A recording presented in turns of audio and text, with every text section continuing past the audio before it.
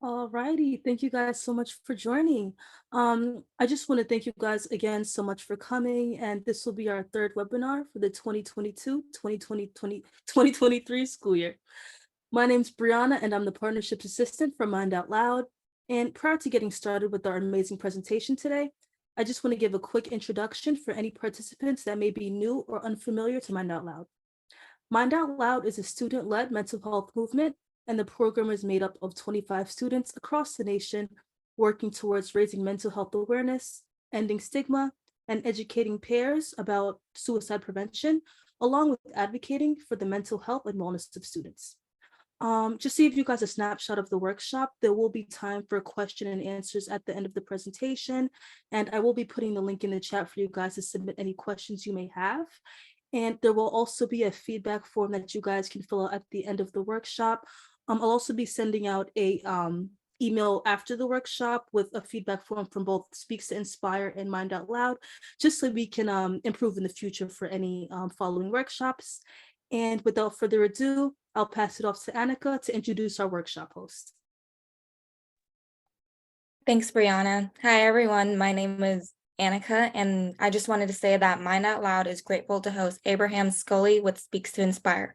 Abraham is an educational consultant, mental health advocate, best-selling author, and storyteller. After receiving a mental health diagnosis during his first year of college, his life and plans completely fell apart. Through treatment, he realized the importance of having healthy coping practices. But more importantly, his diagnosis exposed him to the power that lived in his story. His personal struggles with depression in college inspired him to use his platform to spread mental health awareness. He is the founder of Speaks to Inspire, the mental health solution for young adults suffering in silence, and a man committed to creating a world free of mental health stigma. Abraham is also an affiliate mentor for our student reps, and we are excited to host him for this workshop. Thank you so much, Annika, for the introduction. Thank you for the warm welcome. And thank you, Brianna, for helping and hosting this. Thank you, Mind Out Loud. This is an amazing opportunity for collaboration, and I'm really excited to be here. For everyone who decided to join this webinar, we're going to have some fun. I am glad that you're here, glad that you decided to spend some time and talking about such an important conversation. Before we dive in, I want to share a couple of things. My goal in our short time together is for me to create or help and assist in creating a safe space for an honest conversation. The other thing that I'm going to ask for you is that you don't have me speaking to myself, right? Although I can't see you on the screen, unfortunately, that would be great to see your beautiful faces. I can see you engage in the chat. So I'm going to ask you throughout our time together to share with me a few thoughts, ideas, and even answer a few questions in the chat, because I do have access to see what you respond and how you respond. So engage with me in the chat as we work together in creating this safe space. As it was mentioned, my name is Abraham Scully, and you heard a little bit in my bio about some of the challenges that I have experienced, particularly with my mental health, being diagnosed with depression and really working through some of those challenges. In today's conversation, I want to focus our time on what does it look like to combat imposter syndrome, and what does it look like to develop and increase our self-esteem. And before we get into that, I want to start off with you sharing with me in the chat, what is one accomplishment that you are happy about, proud of, in 2022. Happy New Year to everyone, because I'm sure I haven't seen anyone here. So Happy New Year to you, and share with me in the chat. I'd love to see who we have on the call. One accomplishment that you are proud of, that you're excited about in 2022, last year. What is one thing that you've done? For me, I'll start it off. I'll kick it off. One thing I'm really proud of and excited about, last year, I was able to take my wife to New York City and see Hamilton on Broadway. And I was really proud about that because my wife had been talking about it for a long time. And if we have any Hamilton fans in here, when you're a Hamilton fan, you're not just a semi-Hamilton fan, you kind of like go all the way. And so my wife is like all the way when it comes to Hamilton. So being able to share that with her was amazing. So I see Ashmita, good to see you. Proud of overcoming most likely my least favorite and hardest semester of high school. Congratulations. Helena says, I made it through the year. Yes, we made it through the year. Layla says, passing a difficult AP class. I love it. Keep throwing it in the chat. And as you're coming in, go ahead and share with all of us here one thing that you've accomplished in 2022 that you're really proud of and excited about. Aubrey says, learning a new skill, calligraphy. Oh, interesting. That's awesome. Afua says, getting through 2 semesters of nursing school. I love it. I love it. Keep sharing it in the chat. And we're going to use this chat feature so that we can have a conversation, because this is definitely a dialogue. I don't want to speak to myself. I don't want you to think that I'm not here with you. We're going to be going back and forth. Fanny says, learning to cook. Frankie says, reading 22 books. Oh my gosh. That's great. Congratulations on that. Not failing calc. OG says not failing calc. Awesome. Keep sharing it in the chat. As you're doing that, I'm going to share my screen so we can dive into today's conversation. Like I mentioned, we're talking about imposter syndrome. We're talking about self-esteem, and we're going to be working on how do we create this safe space to have some honest dialogue about these important conversations. And I think the first place to really start when we talk about these things is to define it, right? So what is imposter syndrome? It's an internal experience of self-doubt and believing you are not as competent as others perceive you to be, right? So people who deal with imposter syndrome feel like they don't belong. They feel like a fraud. They feel like their accomplishments don't have value, and they're not in a position to celebrate maybe their accomplishments or celebrate the wins that they have. A lot of people who deal with imposter syndrome say things like, I don't want to be found out, right?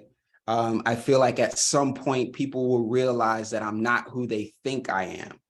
And this is a real struggle. This is a real challenge for many people. There was a statistic that I saw that said over 70% of people deal with imposter syndrome.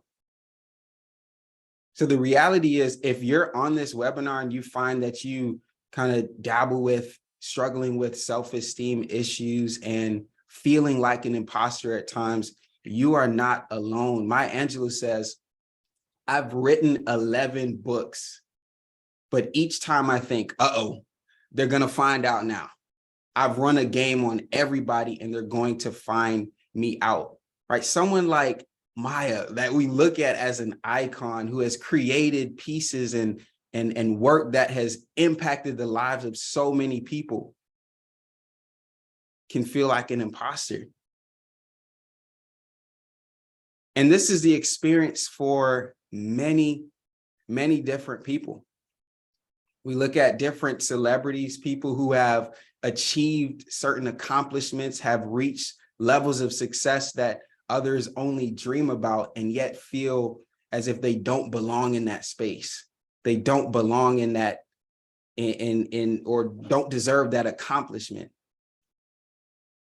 And just like so many experience this, I have my struggles too. Feeling and having the thought of what gives me the right to be here, wherever here is. I remember graduating high school in 2014. Do we have any seniors in here? Seniors, high school seniors? Yeah, senior year. I love it. So I remember graduating from high school, and it was probably one of the most exciting times during that time, up until it was time to walk. Before that ceremony, I started to have these doubts of what gives me the right to be here. I'm not a straight A student. I haven't always excelled in my classes. I've gotten in a ton of trouble in school, behavioral issues. What gives me the right to be here? And struggling with these thoughts. Fast forward to graduating from high school and then making a decision to be the first in my family to go off to college. Again, being 700 miles away from home, doing something that no one in my immediate family had done, and struggling with self-doubt, struggling with thoughts of, I don't deserve to be here. Who am I to be here?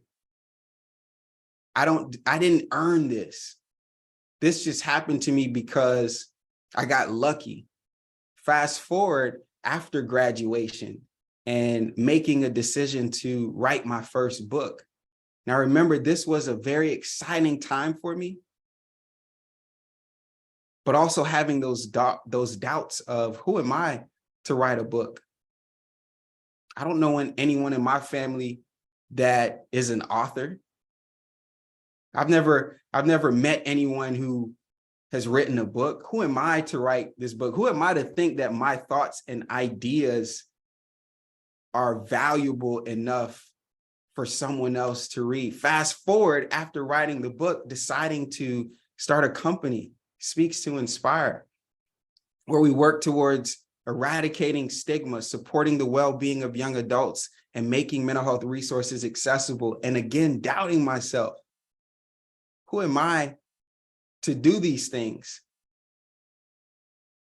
So dealing with imposter syndrome, struggling with self-esteem issues is very common for many of us. But it's so important, and I believe it's critical that we understand that this is normal. We understand that this is common, right? And the root of imposter syndrome is really these thoughts, the negative thoughts that we have, and not having the proper coping skill to work through these thoughts. I remember being in college and really struggling with negative thoughts. Thoughts of, I'm not going to be successful. I remember getting a C in a class during my freshman year, and I felt like it was the end. It was the end of the world, literally. I got a C, I'm going to fail classes, I'm going to flunk out of school, and then I'm going to be homeless. And I'm starting to go down this rabbit hole, right? And I'm having these negative thoughts. And because I didn't have the proper skills to cope or navigate with these negative thoughts, it later led to a mental illness. Mental illness that I didn't even know was possible for me to struggle with. I was diagnosed with clinical depression in college and really had to work through recovery from a mental illness, but those things could have been avoided.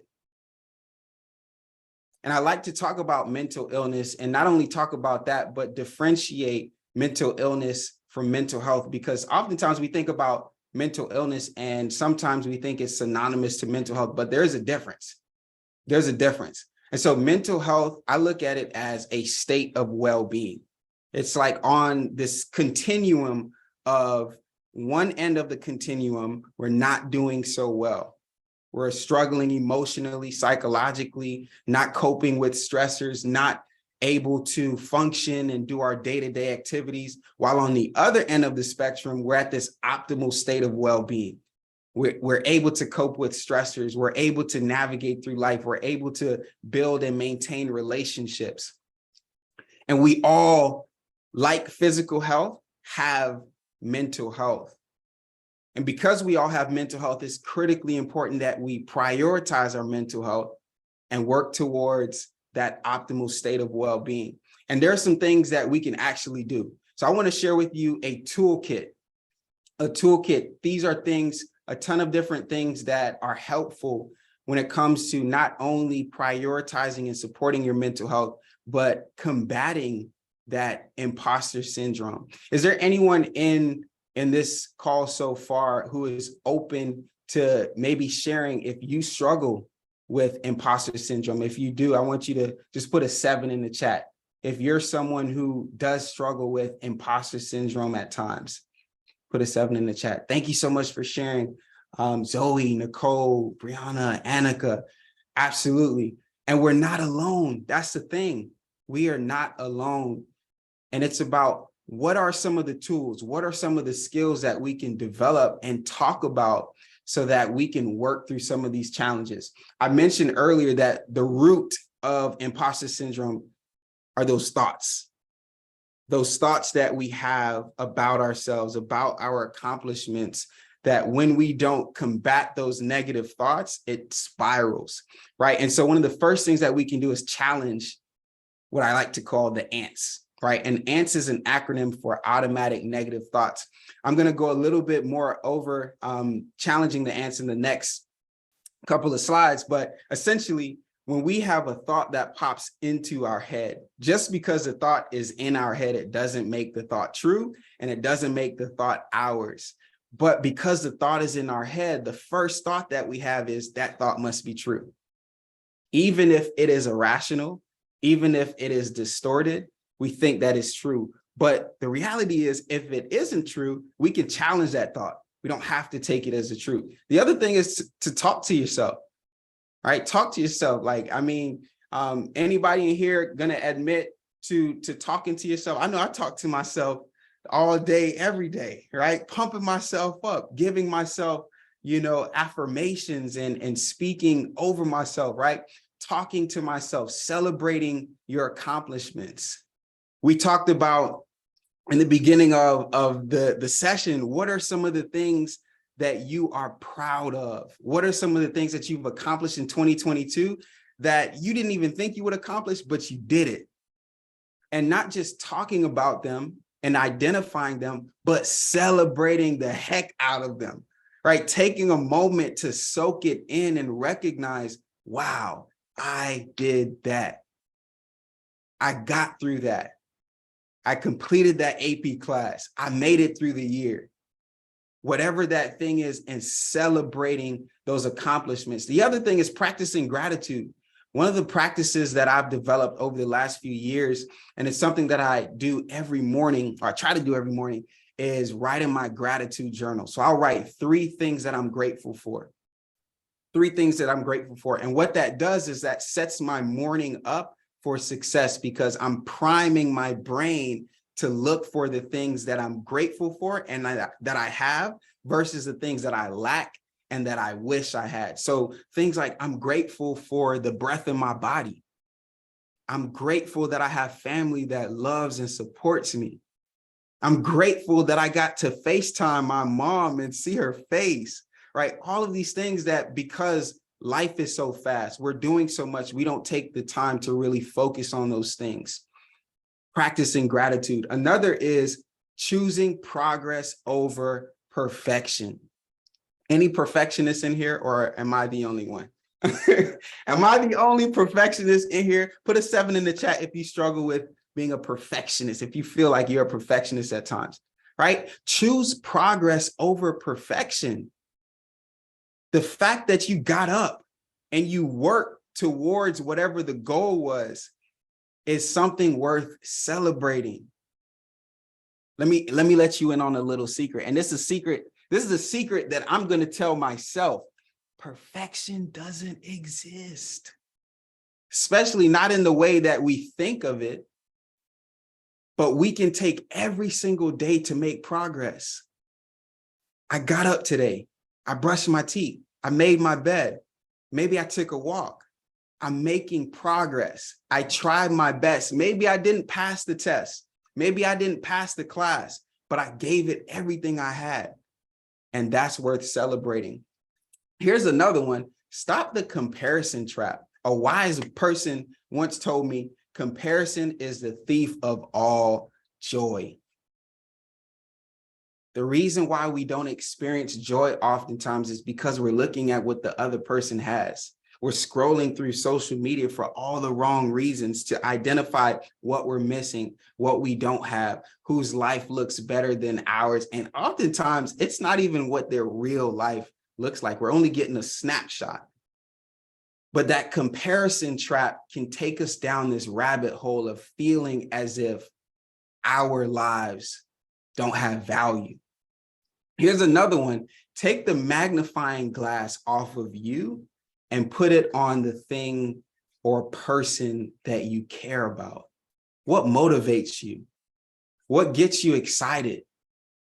I know we have a lot of MOL student leaders here, and many of you are passionate about mental health and advocating and creating these safe spaces. What motivated you to make that step? And rather than hyper focusing on you, hyper focusing on maybe some of the weaknesses or the things you are challenged with, or some of your insecurities, I want you to put the magnifying glass on the things that matter to you, that motivate you, that you care about. Affirm yourself, and even take it a step further by creating a vision statement for your health and wellness. I mentioned to you that I wrote a book, and I thought I had it right here. Give me 1 second.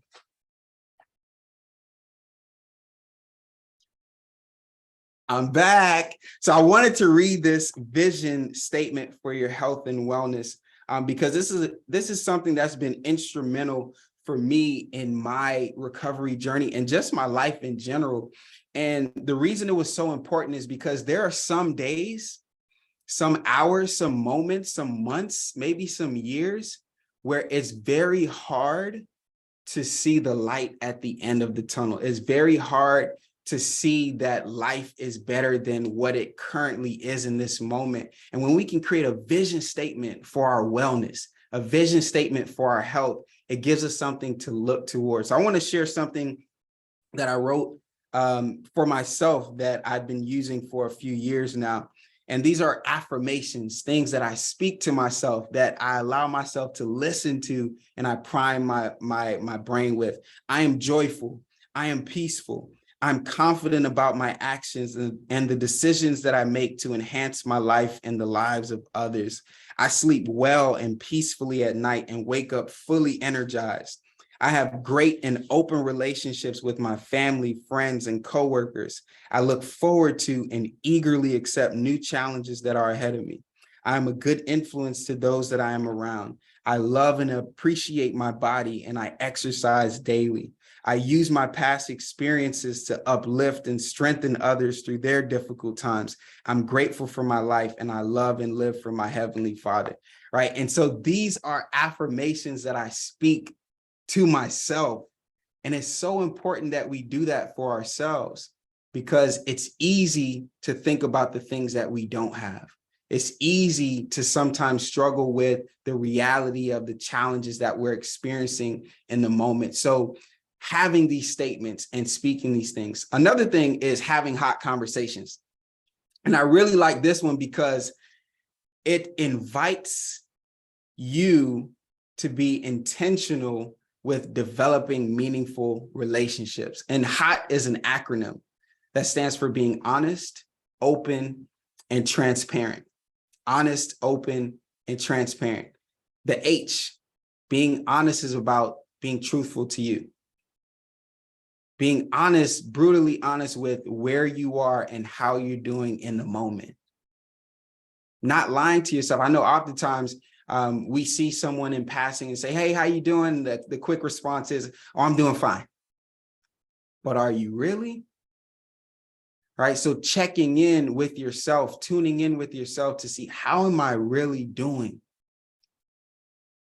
The O is for being open. We're open to new information. We're open to change. We're open to trying something different, open to a new perspective. And then the T is for being transparent, where we show up as our authentic self with our trusted team, our trusted support network. And when we allow ourselves to have these hot conversations, it puts us in the best position to grow meaningful relationships and continue to develop as individuals. The other thing that I want to share with you is asking for help.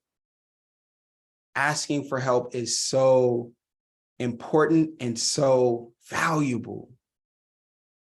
I don't know about you, but for a very long time, and even still to this day at times, I kind of still deal with some of that stigma of, asking for help and feeling a little bit of shame sometimes when I can't get through certain challenges or issues by myself. And that can be a challenge for many of us. But the truth is, asking for help is one of the greatest decisions that we could make. One of my favorite speakers, Les Brown, says, ask for help, not because you're weak, but because you want to remain strong. And I know all of you that are on this webinar right now, you're strong. And I'd love for you to add asking for help to your toolkit. So I wanted to do a quick activity. I wanted to do a quick activity before we dive into that. I mentioned I wanted to talk about challenging the ants. And I see here that you all are sharing in the chat. I love that you're keeping the chat lit. I see that the comments that you're making, they're coming to host and panelists. If you'd like for everyone to see your comments in the chat, just make sure you select everyone so that we can all see what you're saying in the chat. So I talked about challenging the ants. Can anybody remind me what ants stand for? ANT, it's an acronym. What does it stand for? Can anyone remind me? Automatic negative thoughts. Ask me to ding, ding, ding, ding, ding. If I was near you, I would give you a high five. Yes, automatic negative thoughts, right? So how do we challenge the automatic negative thoughts? First of all, it's recognizing that just because a thought pops up in your head, it doesn't make it true, it doesn't make it accurate, and it doesn't make it yours. But because we don't know that, we feel that it's in my head, so it must be true, and it must be accurate, and it must be mine. But there's a process to challenge the ants. The first step is to gain awareness. And gaining awareness is not just recognizing that there's an automatic negative thought in your head, but actually writing it down, right? I personally like to have journals. I have journals for everything. And I like to put my ants in the journal. So I have this log that I take with me, most times different places, but a lot of times it's at the house. And I'll write down in my log throughout the day. Maybe, at times it's more times than I'd like to admit, but I'll write down certain ants that are just floating around in my head that don't sit right with me. And I write them down for what it's worth. And that's the first step in challenging the ant. Gain awareness and write it down. The second step is to categorize the ant. And this is so important because when we realize that these automatic negative thoughts actually fit in a box, then we can put them in their place. So many psychologists or mental health professionals classify what I'm about to share with you, these as cognitive distortions. We're going to call them traps because they are traps. And when you get stuck in the trap, sometimes it's hard to get out. So the first trap I want to talk about is the all or nothing trap. The all or nothing trap. And I'm going to read this for you. The all or nothing trap says that you think in absolutes such as always, never, every. So an example is, I never do a good job on anything. Really? Never do a good job? Like, really? Come on. You've never done a good job on anything, right? It's a trap. It's a trap. But because the thought pops in, we automatically take it as if it's the truth, right? So that's the all or nothing trap, where we think in always, never, every. The other trap, magnification or minimization. This is where we exaggerate or minimize the importance of events. A person may believe that their own achievements are unimportant or that their mistakes are excessively important, right? So they blow up the failures, right? They blow up the mistakes. They blow up these challenges that they have, but then the successes and the achievements that they have, they minimize those achievements. Are any of these resonating with you all so far? Any of these resonating with you, or am I the only one? The other one, the other trap is disqualifying the positive. Disqualifying the positive. This is where you recognize only the negative aspects of a situation while ignoring the positive. A person may receive so many compliments on an evaluation or a test or a performance or a recital, whatever the thing is, and they receive one piece of negative feedback, and they focus only on that one piece of negative feedback. Disqualify all of the positives, right? So that's another trap. Another trap is fortune telling. Fortune telling, this is where you expect that a situation will turn out badly without having any evidence. So you say to yourself, I'm going to fail the test. You haven't even taken the test. What evidence do you have to validate that you're going to fail the test? Where does that even come from? You don't have any proof. Show me the Carfax, right? I like that commercial. Show me the Carfax. But there is no proof. But it's as if we've automatically become this fortune teller and we're telling the future and it's all negative. It's a trap. The other trap is mind reading. So this one is where we interpret the thoughts and beliefs of others without having any evidence. So for example, she would not go on a date with me. She probably thinks I'm ugly. What? She said nothing about how you look. She couldn't go on a date because she had an emergency that came up with family that she had to tend to, right? But where are you getting this evidence? There's no evidence that she thinks that you're ugly, but for some reason she didn't go on a date with you because you're ugly. It's a trap, right? It's mind reading. And then another trap is catastrophizing. Oh my goodness. I used to struggle with this one so much. And it goes back to the example that I shared about not doing well in that class, receiving a C in that class. So catastrophizing is where you see only the worst possible outcomes of a situation. So I go from failing one, or not even failing, but getting a C in one class to that C in the class means I'm going to fail my next class, which means I'm going to flunk out of college, which means I'm going to become homeless. I'm not going to get a job. I'm going to be a failure in life. Whoa, from one C, right? It's a trap, but we catastrophize. And here are the different traps that exist that ultimately fuel the imposter syndrome, that fuel low self-esteem. And when we can recognize that they are traps, we can get them before they spiral us out of control. I see you all sharing in the chat. I love it. Thank you so much for engaging. So what I want to do now, we're getting really close to some Q&A, and I want to make this engaging and fun for you all. So I created this small little activity, and this is my boy Bob. This is my boy Bob, right? We're gonna call him Bob. And so Bob, he is in high school. And Bob has been following this nonprofit organization for a while now. He's admired the work that they do. He wants to potentially work for them at some point during his life. And they had this internship opportunity. It was an opening where he decided, you know what, I'm going to apply for that internship and hope that I can possibly get that position to work with this organization. Now, Bob goes through the whole interview process, which was extensive. He puts in his resume, his letter, his recommendation. He does all that he needs to do in addition to having the experience and background that qualifies him for this position. And Bob ends up getting the internship. I want y'all to drop in the chat. Congrats, Bob.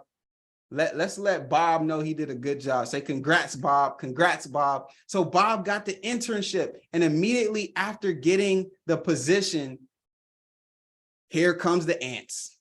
Oh my gosh, here comes the ants. And the ant that Bob can't get rid of is, I only got the internship because they felt sorry for me. I only got the internship because they felt sorry for me. What? Where'd you get that from? So do me a favor. I want us to all work through these different steps. Step 1, step 2, step 3. We've talked about how we challenge the ants, and you now know that ants are automatic negative thoughts. Help me to work through step 1, step 2, step 3, and let's help our friend Bob out.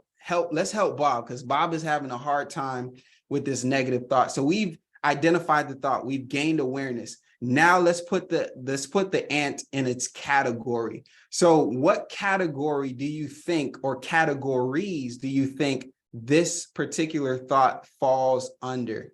I want you to share in the chat with me. What category or categories would this ant fall under? Bob says, thanks for all your congratulations and everything. Girl boss Bob. So what category or traps does this ant fall under? So I see a lot of disqualifying the positive. So Brianna says disqualifying the positive. Aubrey says the same. Ashmita says the same. Frankie says mind reading. Okay, that's one that's different. Lanita says minimization.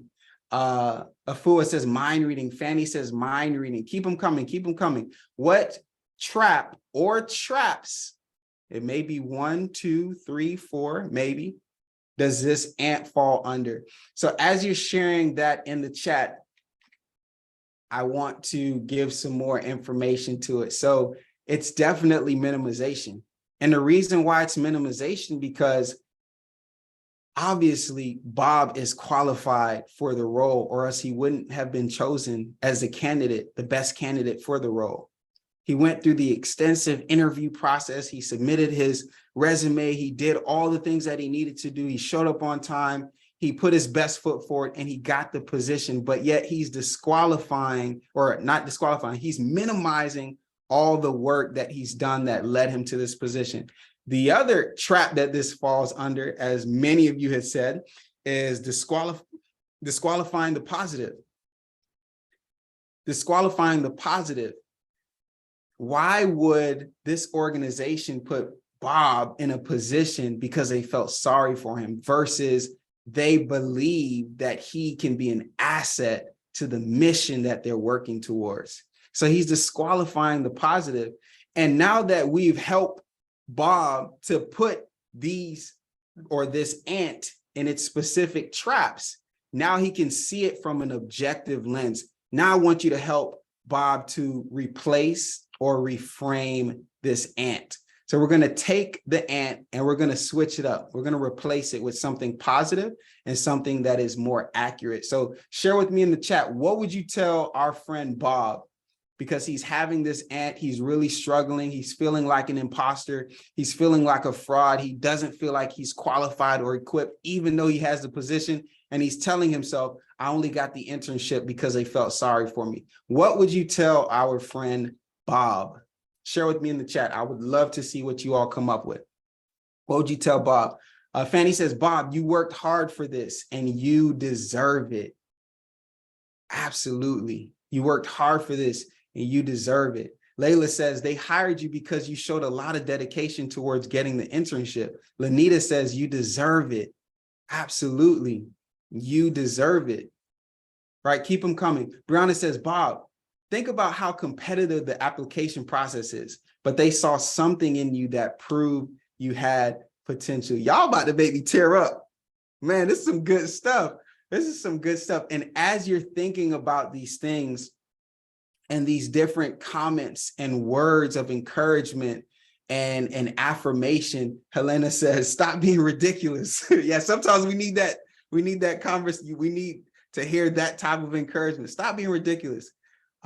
Frankie says, Bob, you are the person for the job. You have so much potential and you deserve this more than anyone. More than anyone. As you're sharing these words of encouragement, OG says, Bob, come on, dog. Don't be tripping. They didn't pick you on accident. I love it. I love it. As you're thinking about these and putting these in the chat, I would love to end it with this. I shared, this is a thought that we can replace it with. I got the internship because I've worked hard and I have the experience. And sometimes Bob is going to reframe or replace his thought, but he won't believe it at first. And it may take him having to say it over again and over again and over and over and over until he primes his mind and he allows himself to soak it in. The truth, which is not that they felt sorry for him, but that he worked hard. and that he has the experience in all of what you all have shared in the chat. And as you're thinking about helping Bob, I want you to consider this. So many of us have these negative thoughts. So many of us have these ants that we allow to roam in our minds, and sometimes we don't know what to do about them. But just like you have helped Bob and you've encouraged Bob, I'd love for you to treat yourself and speak to yourself in the same way that you would speak to your best friend. And that's the way that we combat imposter syndrome. That's the way that we improve and increase our self-esteem, by monitoring the conversations that we're having in our heads and replacing and reframing them for more accurate and positive statements. So with that being shared, I want to share this last slide because it's very important that we know what resources are accessible and resources we have available. Mind Out Loud, Wellness Together has a ton of different resources that you have access to. We have a blog that we recently wrote about imposter syndrome. And if you'd like to check that out, you can scan that QR code. You can also follow us, Speaks to Inspire. I mentioned earlier, I'm the founder and CEO of a mental health programming and consulting agency called Speaks to Inspire. We're on a mission to eradicate mental health stigma, support the well-being of young adults, and make mental health resources accessible. And we provide seminars, workshops in order to create these safe spaces for honest conversations. We're on social media platforms, so feel free to follow us, stay in touch with us, continue the content, share the content, engage with us, and let's keep the conversation going. Because I believe that the more we can normalize and have these conversations, the quicker we are working towards a world that is free of mental health stigma. So with that being said, I do want to turn it back over to our host because I know we'll have some time for some Q&A, and I want to dive a little bit deeper into some of the information that I shared and some of the particular concerns or thoughts or ideas that you have that you'd like to share and even ask during this time together. Thank you all so much.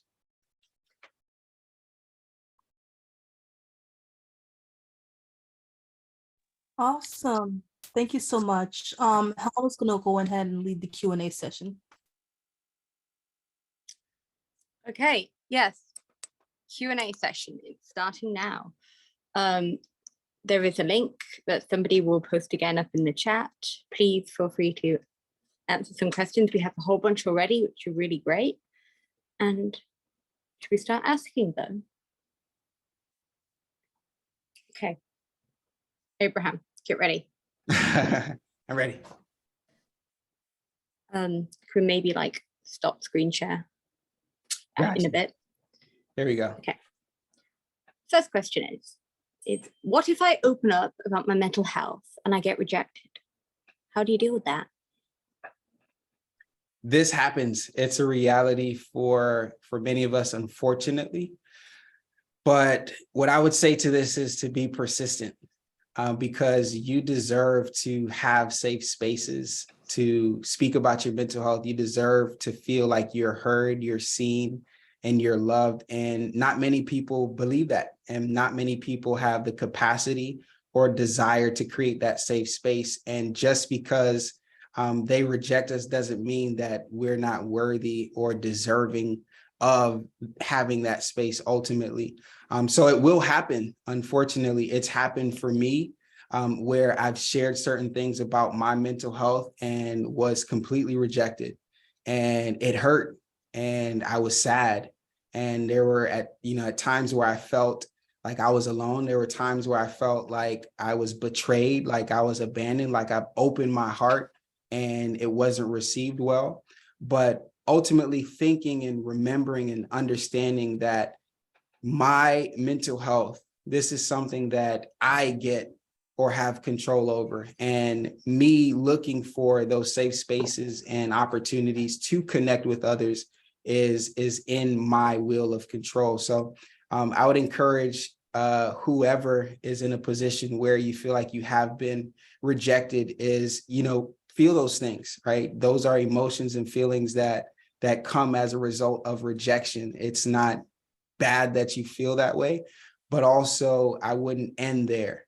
right? Grieve, cry, do what you need to do, but be persistent in looking for those safe spaces where you can ultimately share freely and get the support that you need because you deserve it.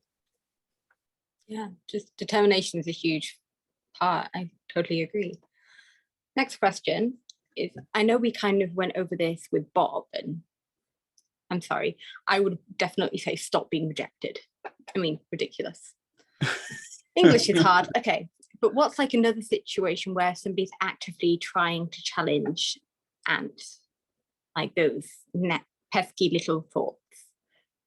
Is there any way that could you explain your own internal challenge doing those ants? Yeah. So for me personally, or how would you go about doing it? Anyone, maybe you personally?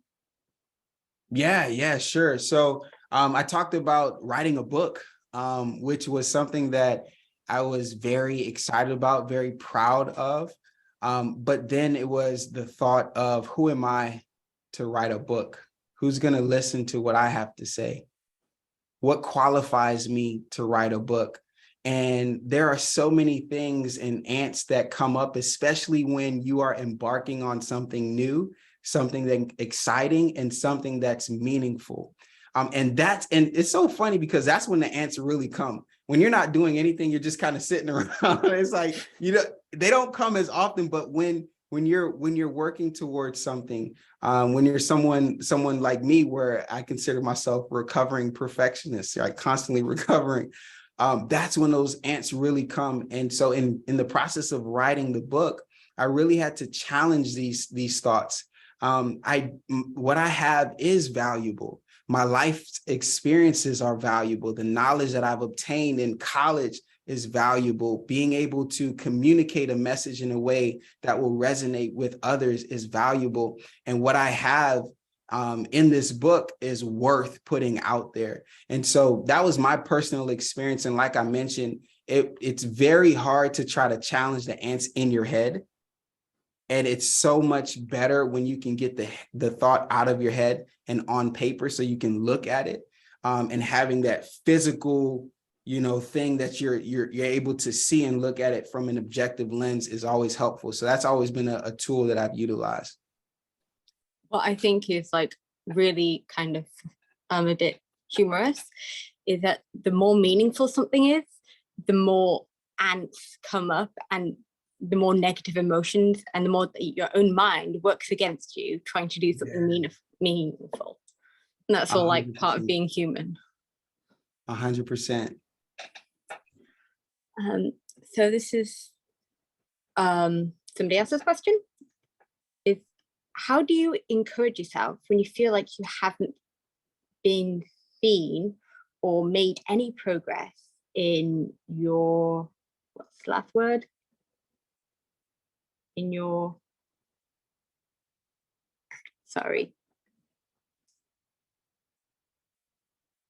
in your mental health journey? So how do you encourage yourself when you feel like you haven't been seen or made any improvement in your mental health journey? Yes, such a good question. So the first thing I think is important is to recognize, if you're not doing well mentally, you can't have the same expectations that you have for yourself when you are doing well mentally. So when I am doing well mentally, I'm able to go to the gym 5 days a week. I'm able to connect with friends 4 days a week. I'm able to work on my different tasks in my job.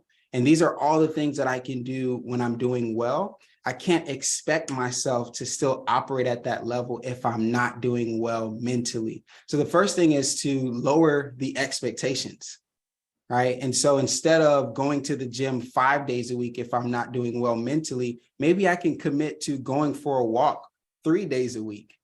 And now that is my expectation. I'm able to achieve that goal. I can now build momentum that will then give me the motivation and the perspective of, I'm accomplishing something, I'm making progress. And a lot of us, at times fall into that trap of, yes, I'm not doing well mentally, or there are things that I wish I could be doing. And we beat ourselves up because we feel like we shouldn't struggle. This shouldn't be a challenge, right? But it's important to recognize where we are in those moments and set expectations that connect to where we are in those moments so that we can build up that self-esteem and build up that momentum that we need to continue moving forward. Love that. Next question. We're running low on time, so let's get through as many as possible with having good answers. But how do you detach yourselves from others' opinions? By understanding that everyone is unique your own way. When someone shares their opinion, it's coming from many different sources, their upbringing, their belief system, the angst that they have, the thoughts that they think about certain things in the world. And so when we understand that our opinion does not have to align exactly with someone else's opinion, it gives us that sense of individuality that I think is critically important, versus having to align with the opinions that others have of us, or the opinions that are strong in other people that may not be the same way for us. So detaching ourselves is recognizing that person is this way, they think this way, and that's okay. I don't think that way, and that's okay. And that's what makes us unique in our own ways. I mean, my response to that question would be learn how to not care. But yours just makes so much more sense, and it's probably actually good advice. Yeah, it's make it simple, right? Stop caring. Yeah, but only in certain cases. There's a whole bunch of rules and troubles with that. But next question. How do you open up about imposter syndrome and mental health struggles to a significant other or a romantic partner, just like general? Yeah, it can be a process depending on the relationship that you have. Obviously, if you have a relationship where you're having, like I mentioned, hot conversations pretty frequently, then it's easier to open up if you struggle with imposter syndrome or have mental health issues. But if that isn't the case in your relationship, I think it's slowly but surely working towards disclosing certain things, and also allowing the other person to express their thoughts about what you're sharing, because the goal here is not for them to say the right thing, but it's for dialogue to happen. It's for you to feel supported in that situation. And I think when we can allow ourselves to open up and have those hot conversations, it creates the dialogue where ultimately we can learn more about, whether we can continue to have these conversations with this person, or it's not a space that's safe yet for these conversations. But it does take risk. There are times where it's not going to be received well, but that's a risk that I believe that we should be willing to take, versus suppressing what it is that we're feeling and not expressing any of those things. And with it being a risk, there's, room for you being rejected. There's also room for you being accepted, but we won't find that out until we make that step and actually do it, even though it's hard. My wife says I can do hard things, right? So I like to remind myself I can do hard things. Yeah, being comfortable with being open and honest is like the most important thing in a relationship. One of the final questions. Why do you think imposter syndrome is so common? So I think because a lot of it has to do with what we're seeing. And we see, it goes back to the comparison trap. We're seeing a lot of highlight reels. We're seeing a lot of things that make us feel like we're lacking in some sense, but we're not able to see the full picture. And you see that long enough and it's loud enough that you start to feel as if your life is not valuable. You start to feel like your accomplishments are not meaningful. Another thing is that sometimes we are in environments where we're told that we're not good enough, where we're told that we're not going to be successful, where we're told that we don't have a chance at doing that thing.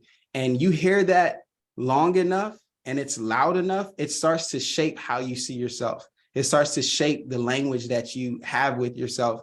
And then the last piece is, I believe, those thoughts, right? And I think a lot of people deal with imposter syndrome because we were never taught how to identify thoughts and challenge negative thoughts. Did you ever take a class, Helena, where you learned about identifying thoughts and challenging negative thoughts? I mean, when I was in elementary and middle school, we did a whole bunch of lessons on the growth mindset. Like, I can't do it yet. Just adding the word yet to a whole bunch of those negative things, but we never actually got into those negative thoughts and how to identify them. So even though we worked on the growth mindset, we never actually went to the root of the problem, which kind of chips away at your self-confidence and self-esteem. Yeah, absolutely. Worsens imposter syndrome. Absolutely. And wow, that's amazing that in elementary, you were talking about the growth mindset. I didn't learn about that until I graduated from college. But yeah, it goes back to, were we ever taught how to challenge negative thoughts? And because we don't know how to challenge it when they come, then it perpetuates itself. And again, like I mentioned, those negative thoughts are what fuel imposter syndrome. So looks like we're out of time. Awesome. And a wonderful conversation. Thanks, Helena. Yeah, thank you, Helena and Abraham, for facilitating that question. It was very informative, and again, so happy to have you here. So unfortunately, that would be the end of tonight's workshop. But before ending, I do want to advertise our workshop for next month, which will be with Bring Change to Mind. Let me just bring up the slide really quickly. Alrighty, so you guys should be able to see. Feel free to share or scan the QR code, and you get on the information for the registration on that. But again, thank you guys so much for attending, and I hope you come back. Bye, guys. Thank you. Bye.